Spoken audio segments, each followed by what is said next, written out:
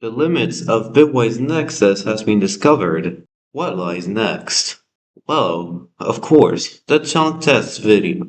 It's time we find the limits for this version too. Unlike the main version, there is no definite end to the world. Even then, some interesting things can be found. Also, this version is much laggier than the main version, so video quality may not be that good.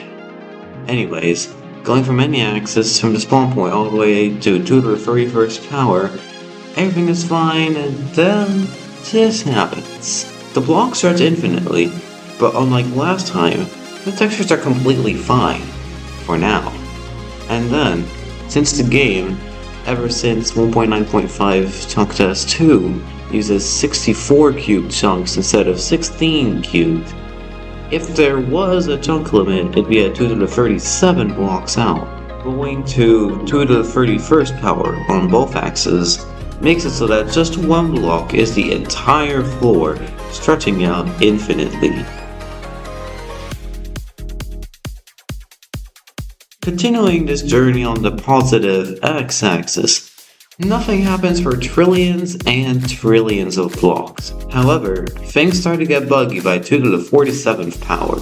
It may not be very noticeable, but if you look very closely, you can start to see the effects of what is still to come.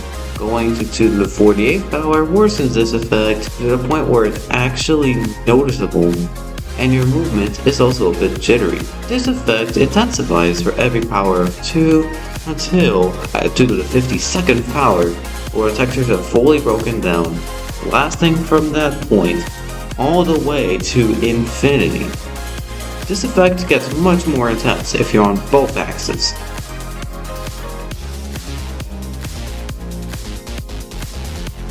At first, nothing different happens when you go far on the ground.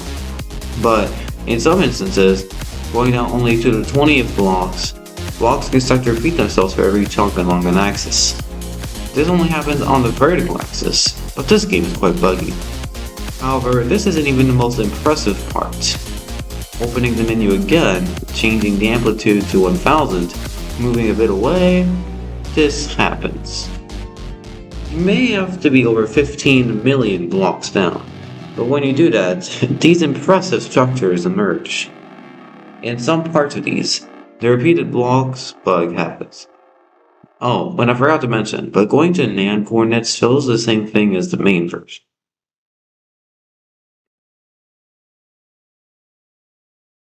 Going to negative axes does the exact same thing as positive.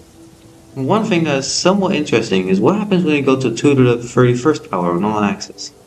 Because of how blocks work, as shown earlier, where blocks get stretched infinitely, when you go to all 3 axes, not only is the entire floor one block, but it's a floor with infinite depth. Earlier, I was talking about amplitudes. What exactly is an amplitude? Basically, amplitudes used to determine how varied the terrain height is in a measure of blocks. An amplitude of 1 is 1 block of terrain height per block, while an amplitude of 2 would be 2 blocks of terrain height per block, if that makes sense.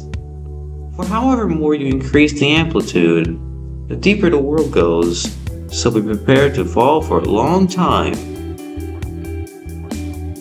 So what if I try flight speed 0.5 instead of oh wow, that's really fast. I also think that's not a lot of vendors in show though. 256, let's try flight speed 1. Oh yeah, we are flying now. I'm just curious, how fast can it go? 10. We're still keeping up with the chunks, just barely. Oh wow. Now I want to try this. 1e6. Oh, it's just gone. Oh. I'm gonna hold W and see where I go. Alright, what's my coordinates? 733,605,800. Yeah, that's pretty solid. That's some pretty good flight speed. Alright, cool.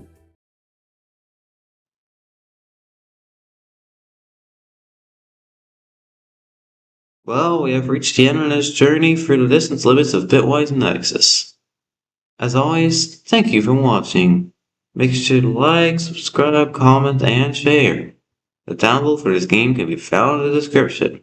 And if you find some bugs, comment on related videos or community posts.